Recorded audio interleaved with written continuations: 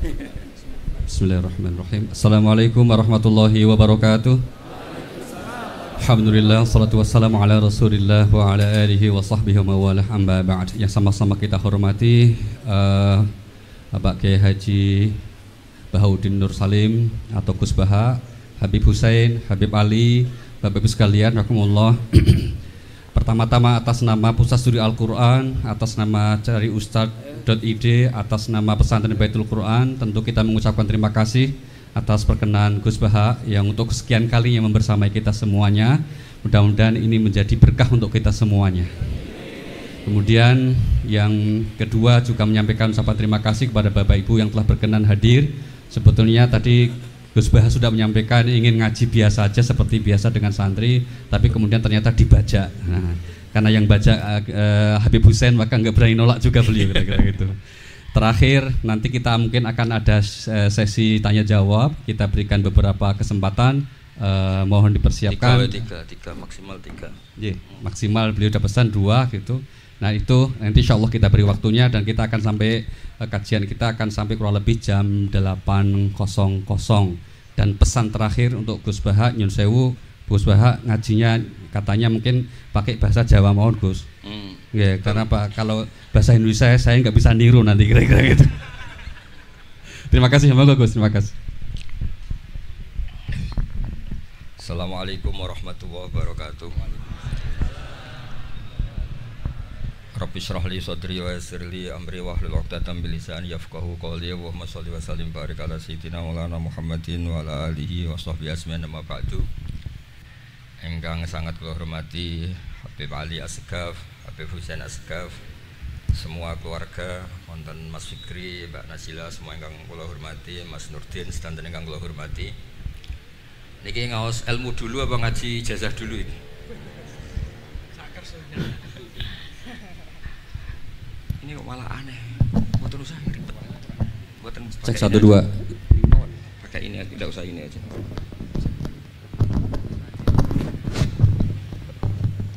Gampang mana? Ini jelas. Nah.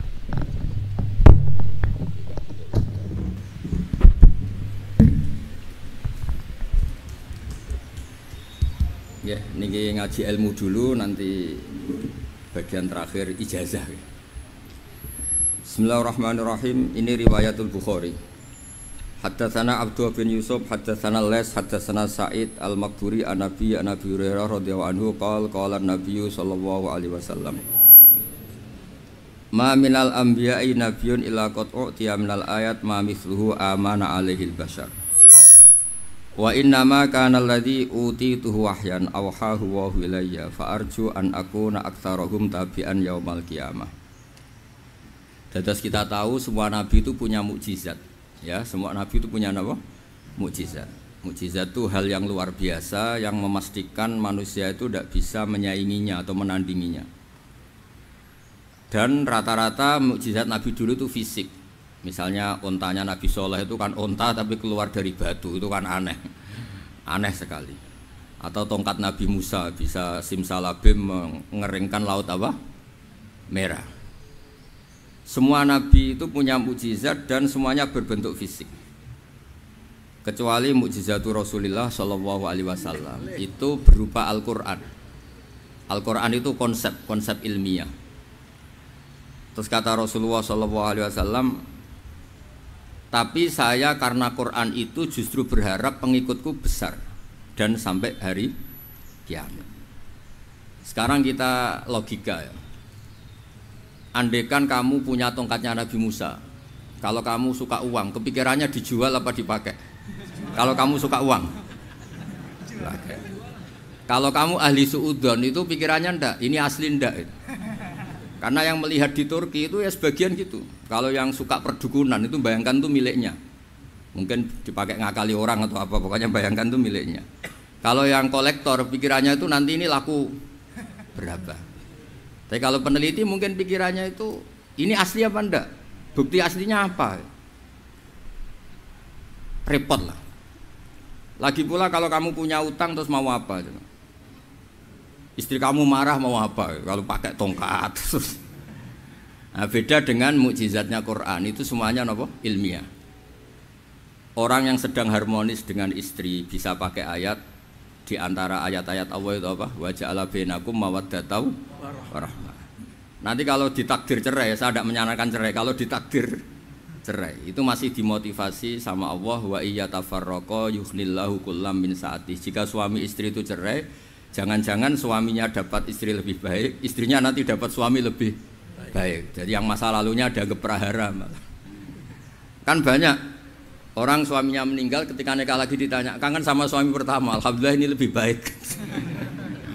Padahal suaminya yang meninggal itu berharap istrinya ini kangen, ternyata dia sudah syukur dapat suami yang lebih baik. Jadi Quran itu menunggui kita ila yaumil qiyamah. Kita tidak bunuh diri, itu ya barokahnya Quran. Karena problem apapun kita dinasihati apa sabar, apa dinasihati sabar. Kan nggak mungkin kamu pegang tongkatnya Nabi Musa, punya masalah apa saja ngelihat tongkat, bisa apa tongkat. Tapi kalau Quran kan nasihat, solusi. Makanya Nabi berharap dengan Quran ini, saya berharap pengaruh saya, pengikut saya terbanyak ila yaumil qiyamah. Terus beliau dikomentari begini sama, ini Fathul Bari, sarahnya Bukhari. Al-muradu anna mu'jizatil anbiya inqaradat binqiradi a'sorihim. Falam yusyahidha illa man hadaraha. Problem mukjizat nabi-nabi dulu itu kan fisik. Sehingga yang tahu kalau Nabi Soleh punya unta yang ajaib itu yang tahu ya hanya yang hadir saat itu. Yang tahu kalau tongkat Nabi Musa bertuah itu juga yang tahu hanya yang hadir saat itu. Selebihnya tahu tongkat ya di museum. Tapi kalau Quran menjadi solusi, menjadi panduan, menjadi pegangan itu ila yaumil qiyamah. Kita beri contoh ya Quran panduan yang paling gampang misalnya begini. Dulu ini cerita ya. Dulu itu ada orang kafir cerdas namanya Jubair bin Mut'im. Itu saking pinternya dia, pinter juga tokoh. Itu sebagai delegasi pembebasan Asra Badrin. Jadi tawanan-tawanan perang Badar itu mulai dulu ya ada negosiasi mau dibebaskan. Terus orang-orang kafir ini menugaskan namanya Jubair bin siapa? Mut'im. Ini ada di Bukhari. Karena ini ngaji di Jakarta, kalau orang nggak tahu hadis juga tanya ini sahih ndak gitu. Wong nggak tahu kok tanya itu aneh-aneh. Padahal kalau dibodoni itu ya nggak tahu. Tapi ya tetap tanya, hadisnya ini sahih ndak. Ini kata kiai apa kata nabi ini ya ribet. Memangnya kata nabi kamu dengar kan ya lewat kiai. Memang. Setelah itu Jubair itu datang ke Madinah. Dengerin ya, datang ke mana? Madinah. Kemudian dengar Nabi baca Wattur pas sholat maghrib. Jubair karena Nabi dulu gak ada hotel, gak ada pondok ya. Pondoknya Nabi hanya sufah itu. Nabi baca maghrib, bukan diskusi, bukan debat, baca Wattur wa kitabi mastur firrokim mansur wal baitil ma'mur wasaqfil marfu wal bakhril masjur terus. Kemudian sampai pada titik ayat am khuliqu min ghairi syai'in. Masa manusia atau alam raya yang maujudat, yang nyata, yang wujud nyata. Kemudian asal usulnya itu ketiadaan. Ini kan hadhil alam maujud, alam ini kan nyata. Masa sesuatu yang nyata penciptanya itu tidak nyata. Jadi nggak mungkin ada faham nihilisme. Kalau faham nihilisme berarti melahirkan teori begini. Al adamu yakhluqu maujudan, sesuatu yang tidak ada menciptakan yang itu kan akal nggak bisa nerima. Kalau sesuatu ini ada, penciptanya pasti ada. Terus akhirnya Jubair bin Mut'im itu simpuh di depan Rasulullah terus bilang, ya Muhammad kada qalbi ayatir, hampir saja hati saya terbang. Kalau riwayatnya Imam Ahmad, faka'anna masudi aqalbi, hati saya ini hancur. Semua teori yang saya bawa untuk melawan kamu sekarang luluh semua, hancur semua. Yang benar adalah teori Anda bahwa Tuhan itu satu dan Tuhan itu ada sebelum semua makhluk. Coba kalau Nabi Muhammad ada Jubair bin Mut'im terus menyembunyikan tongkat dekat mihrab, terus dilihat ini apa, paling pikirannya ini dari kayu apa, terus yang bentuk tongkat itu tukang pemahatnya siapa, kok kurang keren, kalau di Blitur gimana ya, kan malah panjang. Kira-kira kalau mukjizat itu dari tongkat itu malah panjang lah pokoknya panjang. Lagi pula kamu coba kan nggak ngarah mandi, itu yang mandi kan nabinya bukan tongkatnya.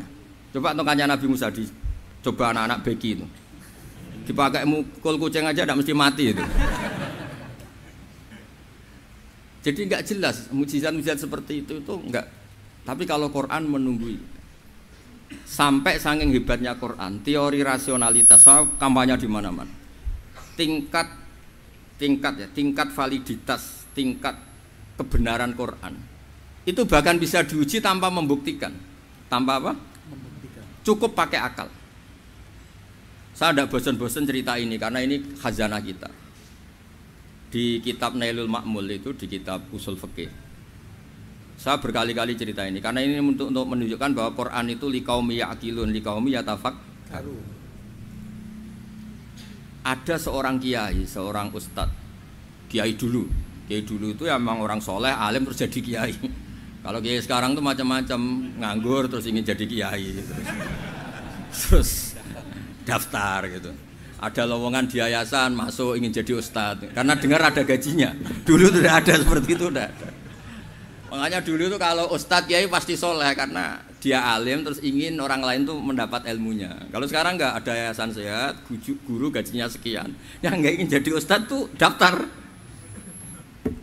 karena ada gaji. Apalagi ada kabar, ada gaji, ada mes, ada wah yang daftar banyak. Tapi mentalnya ada kiai sebetulnya. Ya kalau sampean tanya itu baik dah Gus, ya setengah baik. Ya maksudnya setengah baik ya ada baiknya lah, namanya profesi ngajar itu kan baik. Tapi setengah saja karena motifnya itu nyari gaji, bukan ingin mencerdaskan umatnya Rasulullah SAW. Itu Imam Amudi itu guru matematika. Saya nggak bosan-bosan cerita ini, guru matematika. Muridnya sampai takut, ini masuk surga ndak? Kiai kok ndak ngajarin istighosa atau tahlil, malah ngajarin apa? Matematika. Beliau meninggal terus muridnya tanya, "Ma fa'alallahu bik?" Kira-kira gitu. Apa yang dilakukan Allah? Allah nyambut Anda gimana? Terus kata Imam Amudi, "Bagus, saya disuruh ngajar malaikat." Karena malaikat kan enggak pernah kayak anak beki gini ngaji gini. Malaikat tuh enggak pernah ngaji, dia iman saja karena tahu surga, tahu neraka terus iman gitu aja.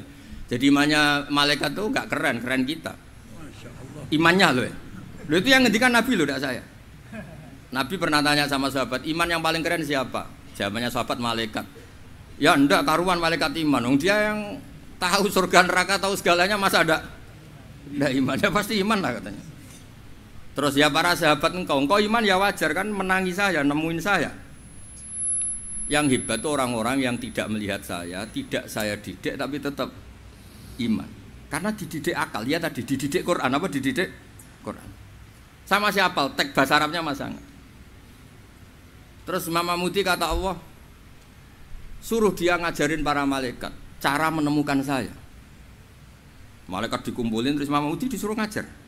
Sama singkat kata-katanya Allah di mimpi itu. Istadilla ala wahdaniyati bihadrati malaikati. Tolong ajarkan cara menemukan saya padahal Anda ini manusia yang tidak melihat saya. Anda di Jakarta kan melihatnya gedung-gedung. Paling jadi khayal terus nikmat lah, Anda ikut punya tapi ikut nikmati. Itu orang desa-desa kalau ke Jakarta itu pokrol. Wah, di Jakarta itu gedungnya tinggi-tinggi, tidak kayak kampung sini. Lu udah ikut punya, ikut bangga. Di Jakarta orangnya cantik-cantik, tidak kayak orang sini. Padahal dia ya tidak dapat orang cantik gitu. Jadi Allah itu saking pinternya, miskin-miskin ya bisa berkhayal dan bahagia. Nah, itu alhamdulillah betul. Akhirnya itu apa ini anak-anak begini saya tak niati ngajar standar anak-anak akademik. Terus pertama yang diajarkan hanya bilang gini, sama siapa teknya? Ya malaikat wahai para malaikat. Terus beliau bilang, nisbatus naini wassalasah ila ma nihayata lahu nisbatul far'i ilal asli. Angka itu jumlahnya berapapun 2, 3 sampai triliunan. Semuanya itu nisbatul far'i ilal asli. Bin nisbat ilal wahid nisbatul far'i ilal asli. Angka 2 ya cabangnya 1, 3 ya cabangnya 1, 1 triliun ya cabangnya 1. Tetap yang asal usul adalah angka 1. Itu nangis semua malaikat. Cara Jawa itu mandikman kue iman kaya imanku. Makanya imannya umatur Rasulullah SAW itu PD-nya, yakinnya kayak imannya malaikat. Kalau Tuhan itu 1. Karena angka agak bisa dimulai kecuali dengan angka satu. Makanya nisbatus naini wassalasah ila ma la nihayatalahu iku nisbatul far'i ilal asli. Semuanya itu nisbatnya cabang ke induk. Berarti semua alam raya ini tetap asal usulnya satu, yaitu qul huwallahu ahad. Nah, itu namanya akal. Umatnya Rasulullah itu ditinggali mukjizat akal lewat panduan Quran, sehingga meskipun kita tidak menangi Rasulullah, tidak menangi sahabat, kita tidak tahu malaikat Jibril, tapi cara iman kita ini tidak kalah keren. Yakin, hakul, yakin. Terus kedua, gambar. Kamu gambar rumah, gambar hewan, gambar apa saja, mesti dimulai satu titik. Entah gambar kamu bagus, entah jelek, tetap dimulai satu titik. Nah, titik ini namanya nuqtatul wujud. Semua alam raya dimulai dari satu titik, yaitu nuqtatil wujud. Makanya Quran dimulai bismillah, dan bismillah itu dipilih sama Allah pakai pertama ba itu ada titik. Itu kata semua ulama. Itu titik itu singkatan dari bi kana makana wa bi yakunu mayakun. Karena saya semuanya ada. Bi itu karena saya. Jadi makanya santri-santri beki tidak usah bayangkan kamu jadi wali terus bisa terbang ke Mekah, tidak usah.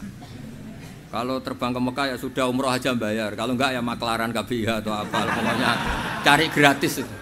Ya gratis kan ya. Dapat orang 10 gratis satu. Terus orang enggak umroh-umroh dirayu-rayu supaya umroh. Repot. Itu pelanggaran fikih itu. Kalau orang punya utang itu wajibnya nyaur utang dulu gitu. Wah, repot. Saya itu juga sering bingung di kampung-kampung. Gus sama umroh. Kenapa? Dapat gratisan. Minta uang saja buat nyaur utang, enggak boleh Gus. Wah, secara fikih yang wajib itu nyaur utang bukan umroh. Enggak boleh Gus diminta uang, enggak boleh, harus umroh. Udah gitu saya ini bingung Gus mau umroh, enggak nikmati. Kenapa? Disuruh ngajar Gus. Repot semua kalau ibadah mergawe ya gini, bingung semua. Ya saya mohon anak-anak BK semuanya yang seneng Quran itu harus seneng sampai kayak saya, sehingga tahu istidlal, mencari Tuhan dengan cara tauhid yang berbasis akal. Itu sedzahir imannya malaikat. Sehingga di klasmen iman itu manusia ulul ilmi, kita-kita yang nekuni ilmu itu nomor 1 prakteknya. Karena nomor 1 itu Allah karuan kan, syahidah Allah kan enggak tertandingi, syahidah wa annahu la ilaha illallah. Terus wal malaikatu, malaikat kan karuan karena langsung menyaksikan surga. Dan ketiga apa? Wa ulul ilm. Berarti prakteknya kan nomor 1. Kalau kompetitornya semuanya manusia, ulul ilmi nomor berapa? 1 kan? Nah nomor 3 kan dari Allah, malaikat, ulul ilm. Berarti kalau kompetisinya antar manusia nomor berapa? 1 kan? Nah kenapa ulul ilmi di nomor 3 kan tapi dari Allah, malaikat, ulul. Kerennya kayak apa? Karena cara iman ulul ilmi itu enggak ada ragunya sama sekali. Kamu ragu enggak kalau 2 itu cabang dari 1, asal usulnya 1? Enggak pernah kan ragu kan? Semua gambar seruat apapun dimulai dari 1 titik, ragu enggak? Enggak kan? Nah imannya umatnya Nabi karena dipandu oleh Quran itu seyakin itu, sehakul yakin itu. Nah itu terus Jubair bin Mut'im jadi iman. Am khuliqu min ghairi syai'in am humul khaliq. Terus kata Allah lagi, kalau kamu tidak percaya saya yang bikin langit bumi ya gampang dong, kamu saja yang ngomong kalau kamu yang bikin. Paling orang sepakat kamu stres. Terus hanya ayat gitu, am khalaqus samawati wal ard. Kalau kamu tidak yakin Allah yang bikin ya silakan Anda klaim saja kalau kamu yang bikin langit bumi. Bala yuqinun. Kamu juga enggak mau kan dibilang stres. Nah ini terus saya teruskan ya. Makanya mukjizat terbesarnya Nabi adalah Al-Quran. Karena Al-Quran itu cerita tentang hukum-hukum akal, cerita tentang logika-logika peradaban. Misalnya logika peradaban, contoh paling gampang. Di Quran itu ada sekian ayat yang Allah cerita peradaban. Misalnya wa ahsinu innallaha yuhibbul muhsinin. Itu dikutip terus kemudian disimpulkan dalam peradaban. Kata Sayyidina Ali karramallahu wajhah ngendikannya gampang. Ahsin man syi'ta takun amira. Kamu berbuat baik saja sama seseorang, maka otomatis kamu akan jadi pemimpinnya. Ada orang enggak tamat SD, enggak tamat papa, gobloknya minta ampun. Tapi karena gaji seorang pakar. Oh, kamu tak gaji 1 bulan 1 miliar. Perusahaan saya jadikan besar. Itu dikongkan ngalor ngidul ya nurut. Hanya karena dia ihsan. Terus wastaghni amman syi'ta takun nadhira. Saya ulang lagi. Wastaghni amman syi'ta takun nadhira. Dan kamu jangan butuh orang lain siapapun dia, maka kamu akan setara. Misalnya ada menteri orang antri mau salim, tapi kamu tidak butuh kan tenang saja. Tapi kalau kamu butuh, habis kamu. Ya kan, kamu tidak butuh seseorang maka kamu posisinya akan setara. Kamu harus sopan karena punya utang jasa. Kalau nggak punya apa-apa kan setara. Ya enggak. Misalnya kamu jajar rektor atau jajar menteri, jajar apa saja. Kalau kamu tidak punya utang kan, kamu jajar menteri tidak punya utang. Sama jajar satpam tapi punya utang, takut mana?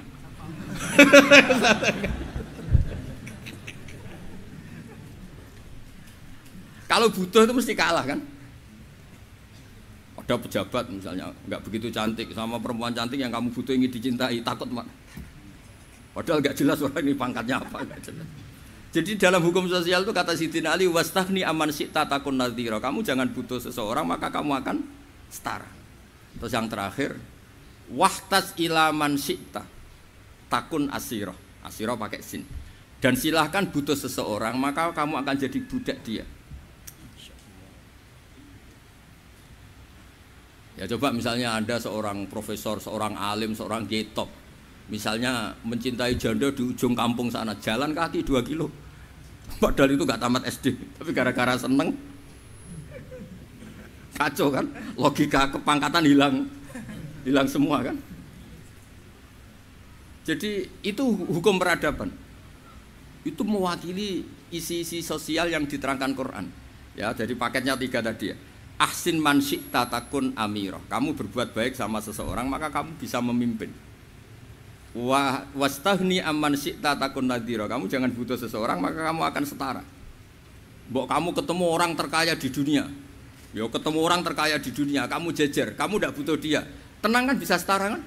Tapi kalau butuh harus sopan, ngajukan proposal, harus berakhlak karimah. Makanya sekarang Anda kok berakhlak kenapa? Ternyata mau nyalek. Biasanya ndak berakhlak kok berakhlak. Ada apa ini? Makanya guyonan di Rembang itu Beb Husain itu. Kalau ada orang udah tidak sopan sama temannya curiga, kok tumben sopan, mau utang ya?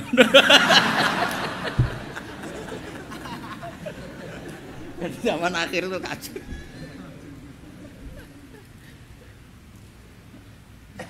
Ya di semua daerah gitu ya sama Pak Rektor ya. Kalau ada teman biasanya nggak sopan kok sopan, itu temannya curiga. Ini Pak Rektor UI ikut kaji. Kok tumben sopan, ada apa ya? Karena di mana-mana orang butuh itu pasti beretika. Kamu punya teman paling berdua, kalau mau utang berakhlak gak? Atau misalnya kamu punya adik cantik terus punya teman berdua, kalau cinta adik kamu berakhlak gak? Biasanya nggak sama sekali nggak berakhlak.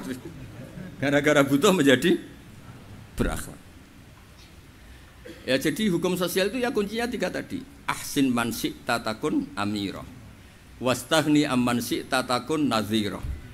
Terus wahtas ila man syi'ta takun asira. Kalau kamu butuh seseorang pasti kamu dibikin hina. Asir itu tawanan. Nah, Quran itu bicara sosial itu lengkap. Dan itu yang nunggui kita. Kita punya tetangga yang kurang baik, ya seneng. Punya tetangga baik, ya seneng. Kata Imam Syafi'i, saya berkali-kali cerita. Kok seneng semua Imam Syafi'i? Ya bagus lah, kalau yang seneng saya enak lah. Dijak jagongan, dijak ngopi enak. Yang gak seneng saya, gak ngarah utang. Uang itu nak, kamu punya tetangga gak seneng kamu. Aman kan? Aman. Gak akan pinjem uang kan, pinjem mobil. Uang gak seneng kok. Makanya Imam Syafi'i itu kalau ngedikan luar Syafi'i, diceritain orang. Ya Aba Abdillah bagiannya, ya Aba Abdillah orang itu gak seneng kau, bagus lah. Loh kenapa bagus? Waman asa'a ilaika faqad atlaqaka. Orang yang gak seneng kamu maka membebaskan kamu. Gak akan pinjam uang, pinjam mobil, gak akan ganggu waktu kamu, kan gak seneng. Justru yang seneng-senengi masalah pinjam terus. Imam Syafi'i itu orang yang anggap dunia itu selesai. Ada yang cerita, ya Aba Abdillah, orang yang tadi cium tangan engkau, yang hormat engkau, di luar maki-maki engkau, ngerasain engkau, ngata-ngatain engkau. Ya bagus lah. Kok bagus gimana? Berarti saya wibawa, depan saya tidak berani. Berarti saya wibawa, di depan saya tidak berani. Berarti itu makomnya sudah kulillah sumadarhum fi khawdihim yal'abun. Sudah dunia itu selesai, sudah agak penting semua. Nah, itu kalau kamu anak-anak BG ahli Quran sudah ayatnya qulillah sumadarhum fi khaudihim yal'abun, sudah lihat Allah saja gak penting makhluk-makhluk itu. Udah makhluk semua gak penting, sepenting Allah. Nah, kita ini ditunggoni mukjizat seperti itu. Bayangkan misalnya kita ditunggoni tongkatnya Nabi Musa. Saya ngajar di sini terus ini tongkat. Terus nanti yang tanya, Gus itu kayu apa, Gus? Nanti yang kolektor tanya itu harganya berapa, Gus? Ruwet apa? Terus yang ahli suudon itu asli gak, Gus? Wah. Yang ahli suudon kan mesti tanyanya gitu, itu asli enggak, Gus? Repot-repot pokoknya. Tapi kalau Quran kan jelas, kenapa? Jelas. Ya terus saya teruskan.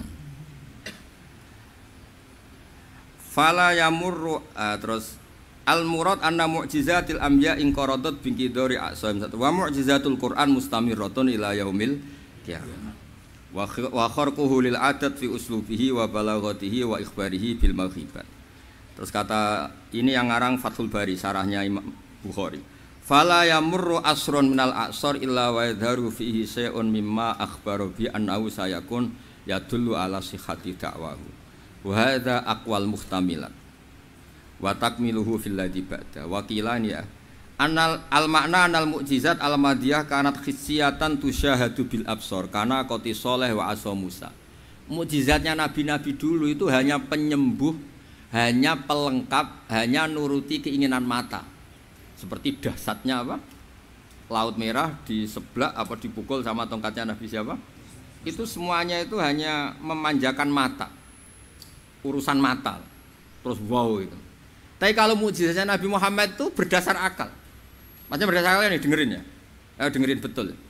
Ketika Laut Merah terus tersibak kan, wow itu keren kan.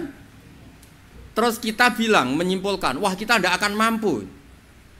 Itu bodoh sekali kesimpulan kita tidak akan mampu. Meskipun bikin nyamuk Anda juga tidak mampu. Loh untuk memutuskan tidak mampu saja kok sampai pertunjukan seperti itu tuh laopo, cek goblok gitu. Nah kalau kita karena umat yang pinter untuk memaksa kita nggak mampu, Allah bilang innallaha la yastahi ayadriba mathalam ma ba'ud. Kita melihat nyamuk langsung berkesimpulan tidak mampu. Saya berkali-kali cerita nyamuk itu sudah kecil, masih punya urat, uratnya kayak apa? Masih punya kuman, kumannya seberapa? Ya enggak? Nyamuk itu kecil, punya organ tubuh, organ tubuhnya punya urat. Itu kalau kamu pinter, antara tongkatnya Nabi Musa menyibak Laut Merah sama nyamuk itu sama-sama berkesimpulan melahirkan satu faham bahwa kita tidak mampu. Loh untuk memaksa tidak mampu saja kok nunjuk pertunjukan ada onta keluar dari batu, Naqatu Soleh, ada tongkat yang bisa mengeringkan Laut Merah. Cik goblok ya. Lah kita alhamdulillah ada jenis goblok yang seperti ini. Untuk ikrar bahwa Allah itu hebat ala kulli syai'in cukup lihat nyamuk, kagum kan? Sudah tidak usah bikin hidup. Saya berkali-kali mencontohkan. Para pemahat tak suruh bikin patung gajah itu mampu. Tak suruh bikin patung nyamuk kalau bisa. Nyari materi dari apa coba? Gampang mana bikin patung gajah sampai patung nyamuk? Gajah, makanya Allah bikinnya contoh itu untuk ijaz itu pakai nyamuk bukan pakai gajah. Itu kalau ustadz-ustadz yang agak jorok malah contohnya nyamuk Gus. Itu kecil. Itu kayak apa? Di dalamnya dia hamil kan? Oh, itu anaknya kecil lagi, telurnya kecil lagi, itu gimana itu cara bikin itu? Makanya di sini ini ada kitab Itqan, itu komentarnya itu lucu. Ini kitab Al-Itqan karangannya Imam Suyuti. Ini persis komentar saya tadi yang kata Imam Suyuti, pengarang kitab Itqan. Wa ya imma khissiyah wa imma aqliyah. Jadi mukjizat itu ada yang fisik, bisa dilihat indra, panca indra, bisa dilihat akal. Wa aktsaru mu'jizati Bani Israil kanat khissiyah li baladatihim. Bilada itu goblok. Wakil lati basairihim. Dasar wong goblok. Mukjizat kok ngenteni sing wow.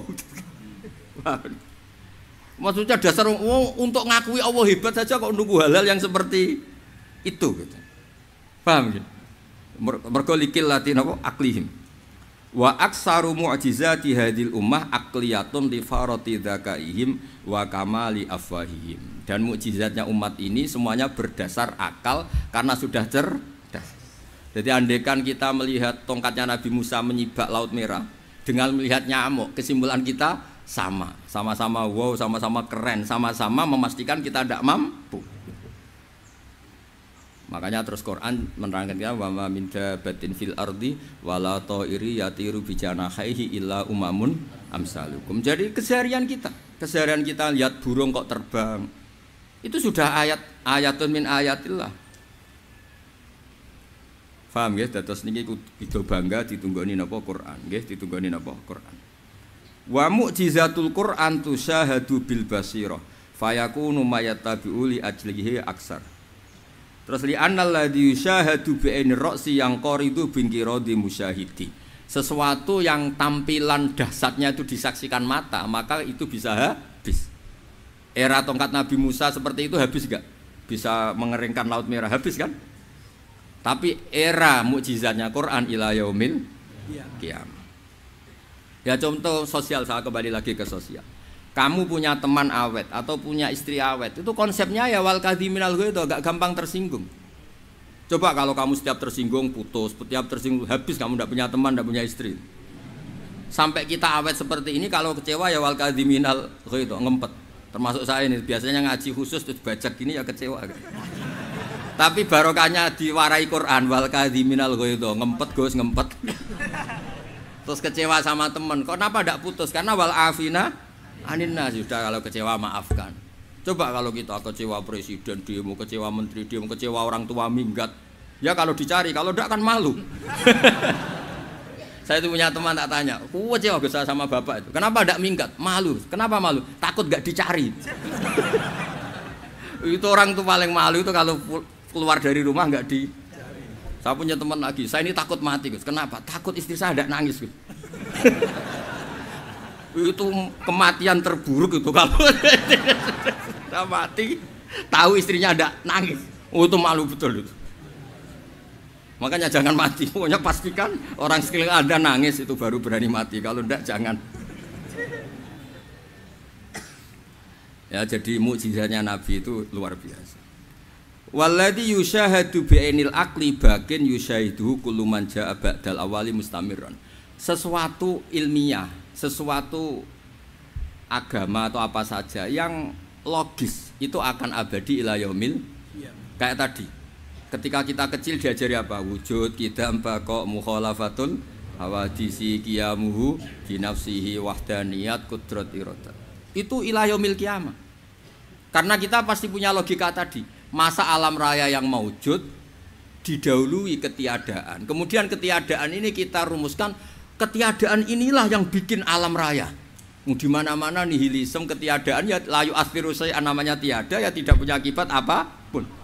Yang punya akibat apapun ya sesuatu yang wujud. Loh itu kan ila yaumil qiyamah, sampai kapanpun teori itu akan nunggui kita ila yaumil qiyamah. Tapi kalau tongkat Nabi Musa ketika kita tidak melihat kan punya alasan tidak ngandel, Musa tidak tahu. Tapi kalau kamu seperti ini, orang paling mulhid sekalipun, paling ateis sekalipun, terus ditanya, bisa enggak Anda mulai angka di luar angka 1? Tidak bisa kan? Makanya benar Imam Amudi tadi ketika diminta Allah, istadilla ala wahdaniyati bi hadrati malaikati, tolong ajarkan kenapa manusia begitu yakin kalau saya ini satu, padahal mereka tidak melihat saya.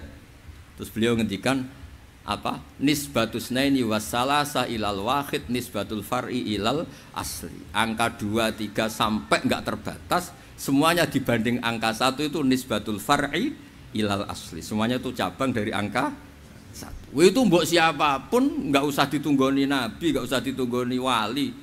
Logikanya akan seperti itu. Itu yang dimaksud apa? Walladzi yusyahadu bainil aqli bakin yusyahidu kul man ja'a badal awal mustamir. Ya ini masih ada waktu seperempat, ini ijazah. Kalau ijazah nggak boleh tanya, ijazah ini. Dan itu yang fotokopi lebih besar itu ijazah.